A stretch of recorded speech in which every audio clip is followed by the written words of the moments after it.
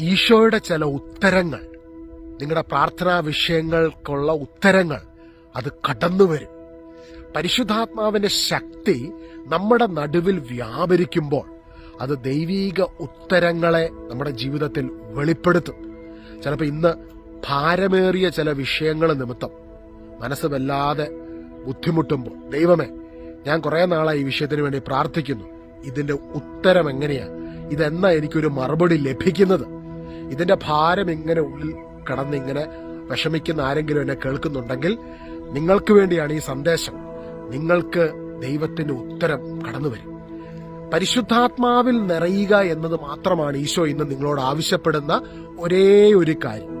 പരിശുദ്ധാത്മാവിൽ നമ്മൾ നിറയപ്പെടുമ്പോൾ, നമ്മൾ ഒരുമിച്ച് പ്രാർത്ഥിക്കുകയും വചനം ധ്യാനിക്കുകയും ചെയ്യുന്ന സമയങ്ങളിലൊക്കെ ആത്മാവിന്റെ അഭിഷേകം നമ്മൾ നിറയപ്പെടുകയാണ്.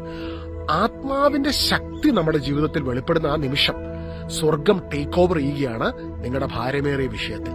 അപ്പൊ ഇന്ന് നമുക്ക് ഒരുമിച്ച് പ്രാർത്ഥിക്കാം. ആത്മാവിന്റെ അഭിഷേകം നമുക്ക് കിട്ടുന്നത് എപ്പോഴാ ആത്മാവിന്റെ അഭിഷേകം നമുക്ക് കിട്ടുന്നത്? നമ്മൾ ഈശോയുടെ കുരിശുബലിയെ ധ്യാനിച്ച് കർത്താവ് ചിന്തിയ ആ വിലയേറിയ തിരുരക്തത്തിന്റെ ശക്തിയിൽ ആശ്രയിച്ച് ഈശോ എനിക്ക് വേണ്ടി ഉണ്ടെന്നുള്ള ബോധ്യത്തിൽ ഈ ഭാരങ്ങളെ കർത്താവിന്റെ സന്നിധിയിൽ ഒന്ന് ഇറക്കി വെക്കുന്ന സമയത്ത്, ആ സമയത്ത് അവിടെ നടക്കുന്ന ഒരു അത്ഭുതം എന്താണെന്നറിയോ? നമ്മൾ ഇറക്കി വെക്കുമ്പോൾ യേശു ക്രൂശിൽ കർത്താവ് ഭാരമേറിയ മരക്കുരിശ് ചുമന്നില്ലേ, ആ കുരിശിൻ മുകളിലേക്ക് ഈ ഭാരം കർത്താവ് ഏറ്റെടുക്കുകയാണ്. ഇതൊരു സ്പിരിച്വലി നടക്കുന്ന ഒരു കാര്യമാണ് കേട്ടോ. ഇത് മാനുഷികമായിട്ട് പറഞ്ഞു തരാൻ കുറെ ബുദ്ധിമുട്ടുകളുണ്ട്. അതായത് ഈശോയുടെ ഓരോ അത്ഭുതങ്ങളും കർത്താവിന്റെ കാൽവരി മലമുകളിലെ പരിഹാര ബലിയുടെ അനന്ത യോഗ്യതയാലാണ് നമ്മുടെ ജീവിതത്തിലേക്ക് കടന്നു വരുന്നത്. നമ്മൾ നമ്മുടെ ഭാരങ്ങൾ ഇറക്കി വെക്കുമ്പോൾ കർത്താവിന്റെ പരിഹാര ബലിയിൽ കർത്താവ് അതിനെ സ്വീകരിച്ച് ഏറ്റെടുക്കുകയാണ്. ഇതാണ് അവിടെ സംഭവിക്കുന്നത്. കർത്താവ് ഏറ്റെടുക്കുകയാണ് നിന്റെ ഭാരങ്ങളെ. യെശയ്യാപ്രവാചകൻ ഇപ്രകാരം പറഞ്ഞു, നമ്മുടെ അകൃത്യങ്ങളും നമ്മുടെ പാപഭാരങ്ങളും അതിക്രമങ്ങൾ നിമിത്തമാണ് യേശു പീഡനമേറ്റത്, പീഡിപ്പിക്കപ്പെട്ടത്. ആ ഭാരമേറിയ മരക്കുരിശ് കർത്താവ് ചുമന്നത് നിനക്കും എനിക്കും വേണ്ടിയല്ലേ? ഇന്ന് ഞാനിത് പറയുമ്പോൾ എന്റെ യേശുവിന്റെ സാന്നിധ്യം എനിക്കറിയാം എന്റെ അരികിലുണ്ട്, നിന്റെ അരികിലുണ്ട്. കർത്താവിന് ഇന്ന് നമ്മളോട് പറയാനുള്ള സന്ദേശം ഇതാണ്: പരിശുദ്ധാത്മാവിൽ നീ നിറയപ്പെടുന്നതിനായി നിന്റെ ഭാരമേറിയ വിഷയത്തെ എന്റെ സന്നിധിയിൽ ഇന്നേ ദിവസം ഇറക്കി വെക്കുക. മാർത്താടെ മറിയത്തിന്റെ വീട്ടിൽ യേശു വന്നപ്പോൾ മറിയം കർത്താവിന്റെ പാദപീഠത്തെങ്കിൽ ഇരുന്ന് കർത്താവിൽ നിന്ന് അഭിഷേകം സ്വീകരിച്ചതുപോലെ, മാർത്ത വ്യഗ്രഹീതയായിരുന്നു. നമ്മൾ വ്യഗ്രഹീതരായി കഴിഞ്ഞാൽ അഭിഷേകം സ്വീകരിക്കാൻ പറ്റത്തില്ല. നമ്മൾ കർത്താവിന്റെ സന്നിധിയിൽ ഇരുന്ന് സ്വർഗത്തെ അടക്കി വാഴുന്ന, ഞാനിത് സംസാരിച്ചുകൊണ്ടിരിക്കുമ്പോഴും സ്വർഗത്തിന്റെയും ഭൂമിയുടെയും സകല മണ്ഡലങ്ങളുടെയും രാജാവാകുന്നു. ആരുടെ മുൻപിൽ കർത്താവിന് ഒന്നും പ്രൂവ് ചെയ്യേണ്ടതായിട്ടില്ല. കർത്താവ് സമസ്തത്തിന്റെയും അധികാരിയാണ്. സകല കാലങ്ങൾക്കും സകല യുഗങ്ങൾക്കും സകലത്തിന് മുകളിൽ നിൽക്കുന്നവൻ, സകലത്തെ മടക്കി വാഴുന്നവൻ.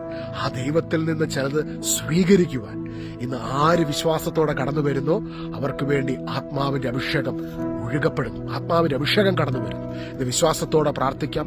ഹൃദയം നുറുങ്ങിയവർക്ക് അവിടുന്ന് സമീപസ്ഥനാണ്, മനമുരുകിയവരെ അവിടുന്ന് കടാക്ഷിക്കുന്നു. എന്നാൽ ഇന്ന് തുറന്ന മനസ്സോടുകൂടി ആ നുറുങ്ങിയ ഹൃദയമുള്ള വ്യക്തികൾ, മനമുരുകിയവർ കർത്താവിന്റെ സന്നിധിയിലേക്ക് കടന്നു വരുമ്പോൾ പരിശുദ്ധാത്മാവിന്റെ വലിയ അഭിഷേകം നമ്മുടെ നടുവിൽ വ്യാപരിക്കുന്നു. 5 അപ്പം എടുത്ത് 5000 പേർക്ക് ഉള്ള ഭക്ഷണമായി കർത്താവ് വർദ്ധിപ്പിക്കുന്നതിന് തൊട്ട് മുൻപ് ആ 5 അപ്പം കൊണ്ട് 5000 പേരെ പോഷിപ്പിക്കാൻ പറ്റുമോ? മാനുഷികമായിട്ട് നടക്കത്തില്ല, ഇമ്പോസിബിൾ.